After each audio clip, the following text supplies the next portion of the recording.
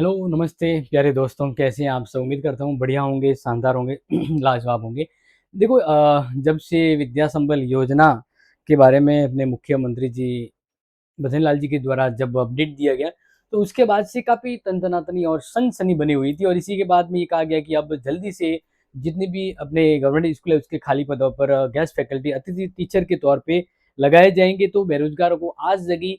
लेकिन इस आस को धुआँधार धोया भी गया। धुआँधार धोने का मतलब है कि काफ़ी जनों ने जो है फ़ोटोकॉपियाँ बना दी, फ़ॉर्म निकाल दिए कि आज इधर जाना है, इसको भेजना है, वो भेजना है, मतलब काफ़ी चीज़ें कर दी। क्योंकि वो कहते हैं ना कि कश्ती डूबी वहाँ जहाँ पानी कम था, यानी बेरोज़गारियों को बेरोज़गारी जो हमने मतलब सिंपल सी बात करूँ कि जो अभी जॉब के लिए मेहनत कर रहे हैं, तो वो जो सभी भाई जो हैं या जो भी अभ्यर्थी हैं, तो बेरोज़गार तो ऑलरेडी है, ऊपर से उन्होंने फ़ोटोकॉपी करवा दी और फ़ोटोकॉपी करके फ़ॉर्म तैयार कर दिए। फ़ॉर्म तैयार करने के बाद जब कल जब जाना ही है फ़ॉर्म देने और लगभग ऐसा नंबर भी आ जाएगा, उससे पहले आदेश आ जाता है कि मतलब स्थगित कर दिया गया है ये आवेदन। तो काफ़ी चीज़ें गड़बड़ हुई थी, मतलब अस्पष्ट आदेश था, आदेश वापस लिया, भगदड़ मच गई। तो फिर अब क्या? तो इसके बाद अब एक आदेश जारी हुआ जिसकी मैं अभी बात कर रहा हूँ, ऑफ़िशियली आदेश है और इसमें कहा गया है कि जो शहरी निकाय क्षेत्र हैं, यस शहरी निकाय क्षेत्र जो है, वहाँ पर विद्या संबल योजना के तहत भर्ती जो है या गेस्ट फैकल्टी है, वो नहीं लगाई जाएगी। टोटली आरएस में स्पष्ट कहा गया है।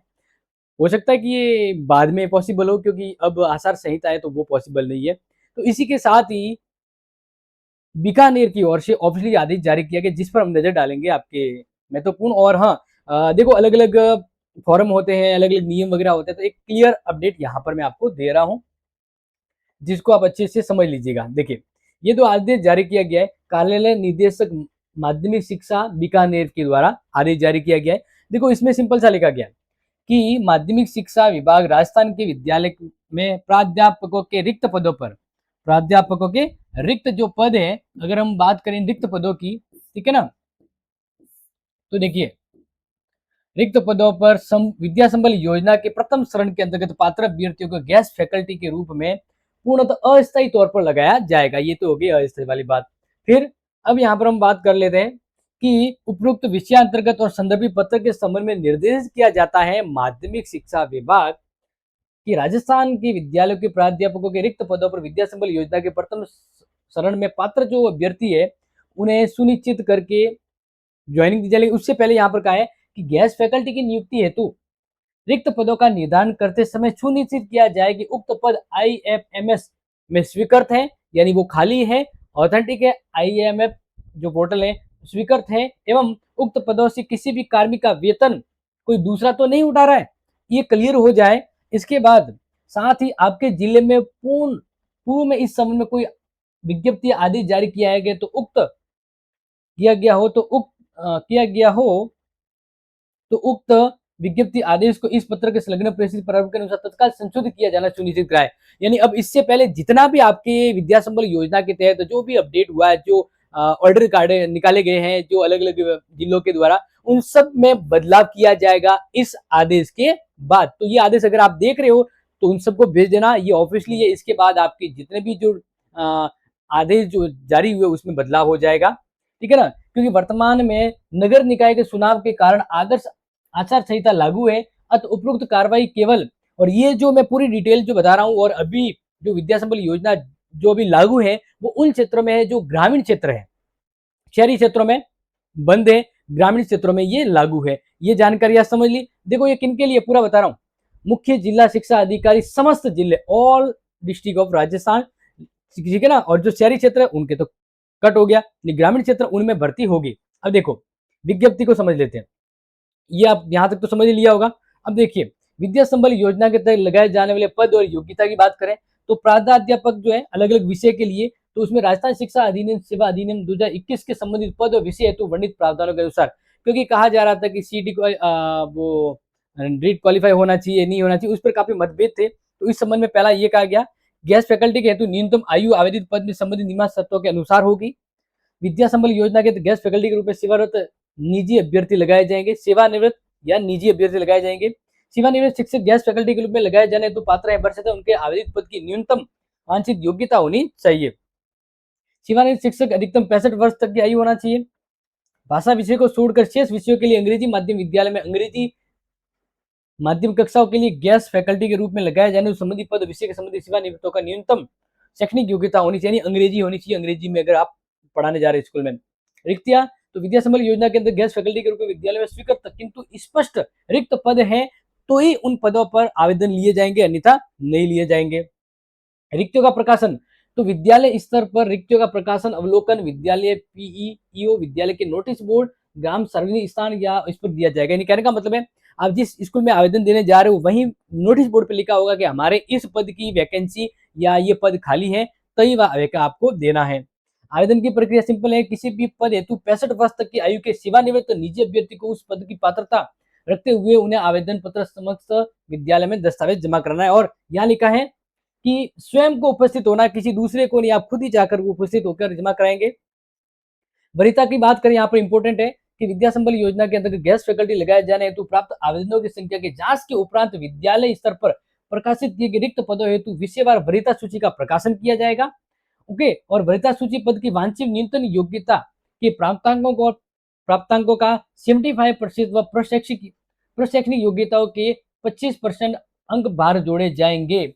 प्रशैक्षिक यानी एक तो आपके एकेडमिक हो गया, दूसरा प्रशैक्षणिक यानी आपने कोई जैसे बीएड वगैरह की है तो उसका 25% रेशियो जुड़ेगा। अब देखो, सेवानिवृत्त कार्मिकों को प्राथमिकता प्रदान करने के रूप में ऊपर रखा जाएगा। मतलब यस, यानी अगर वहां पर 10 फॉर्म आए हैं, 10 फॉर्म में एक फॉर्म आया है कि रिटायर्ड टीचर है, कौन रिटायर्ड टीचर है और उसने भी अगर विद्या संबल योजना में आवेदन किया है तो बाकी सब एक तरफ हो जाएंगे, रिटायर्ड टीचर को पहले लिया जाएगा। ये वरीयता याद रख लीजिएगा, ठीक है। फिर ये आवेदन की प्रक्रिया की बात करें तो देखो, जो एक कमेटी बनेगी और कमेटी जो आपके पात्रों की जांच करेगी, जांच के बाद 7 दिनों में रिजल्ट देगी, वरीयता निकलेगी। उसमें मुख्य शिक्षा अधिकारी होगा, शिक्षा अधिकारी यानी जो शिक्षा जिला अधिकारी माध्यमिक शिक्षा स्तर का एक होगा, संबंधित ब्लॉक का मुख्य शिक्षा अधिकारी होगा और जिला मुख्यालय का मुख्य ब्लॉक शिक्षा अधिकारी होगा। ये कमेटी तय करेगी आपके रैंकिंग और नियुक्ति के संबंध में। देखो, विद्या संबल योजना के तहत मानदेय कितना मिलेगा, तो प्राध्यापकों को 11वीं और 12वीं क्लास में जो पढ़ाएंगे प्रति घंटा 400 रुपए, अधिकतम 30,000 रुपए मिलेंगे। और ये जो शर्तें हैं एक बार आप देख लीजिएगा, टेलीग्राम पर इसको डाल दूंगा।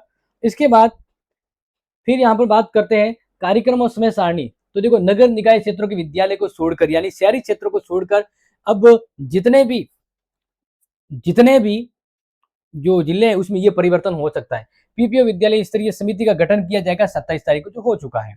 पीपीओ विद्यालय स्तर पर विज्ञप्ति और रिक्तियों का प्रकाशन 31/8 को किया जाएगा। मतलब दोबारा आदेश जारी होगा 31 तारीख को, जितनी भी ग्रामीण परिवेश की जो स्कूलें हैं खाली पदों को लेकर जिला मुख्यालय की ओर से। अभ्यर्थियों के द्वारा आवेदन की तिथि, अभ्यर्थी जो है वो अपनी आवेदन जो है वो 1 तारीख से 7 तारीख, 1 सितंबर से 9 सितंबर के बीच विद्या संबल योजना के तहत फॉर्म भरकर उस विद्यालय में जा खाली व खुद जाकर जमा करवाएगा।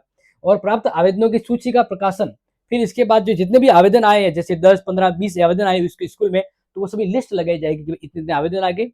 फिर पीपीओ विद्यालय स्तर पर जो समिति बनेगी वो पत्रों की जांच करेगी, अभ्यर्थियों की वरीयता सूची बनाएगी अस्थायी, और अस्थायी सूची मांगने पर मिली भी। और ये अस्थायी सूची होगी आपके 9 से 10 के बीच, 9 सितंबर से 10 सितंबर के बीच 2 बजे तक वरीयता सूची इस जो नोटिस बोर्ड पर लगाई जाएगी कि ये फर्स्ट नंबर पर है, अगर ये नहीं आता तो सेकंड नंबर को बुलाया जाएगा, ये नहीं आता तो थर्ड नंबर को, इस प्रकार से प्रकाशित होगी।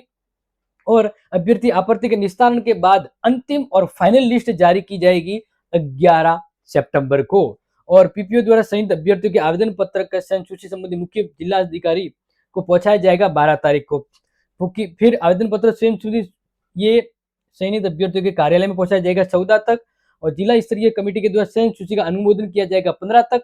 जितने भी स्कूल है उस जिले के उन सभी का कलेक्शन होगा, संकलन होगा और फाइनलाइज होगा, और आदेश जारी करना 15 से आदेश जारी किया जाएगा।